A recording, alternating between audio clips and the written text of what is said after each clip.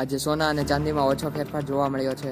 સોનાનો ભાવ સ્થિર છે અને ચાંદીના ભાવમાં થોડો વધારો જોવા મળ્યો છે. રોકાણકારો માટે સારા સમાચાર છે. રાજકોટમાં ઉનાળાનો તાપ યથાવત છે. આજે અમદાવાદ અને ગાંધીનગર સહિતના 5 શહેરોમાં તાપમાન 40 ડિગ્રી પાર થવાની શક્યતા છે, જેથી હવામાન વિભાગે યલો એલર્ટ જાહેર કર્યું છે. ભારત અને રશિયા મળીને નવી યુરિયાની ફેક્ટરી સ્થાપશે. હાલમાં ભારતની 71% જરૂરિયાત મિડલ ઈસ્ટ પૂરી પાડી રહી છે.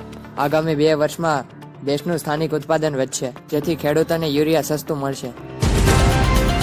વ્હાઇટ હાઉસ ડિનરમાં થયેલા ફાયરિંગના મામલે મોટો ખુલાસો થયો છે. હુમલો કરનાર પર ડોનાલ્ડ ટ્રમ્પના હત્યાનો આરોપ લાગ્યો છે અને હુમલો કરનાર પર આજીવન કેદની સજા પણ થઈ શકે છે. આમાં સિક્યોરિટીની બેદરકારી પણ છે.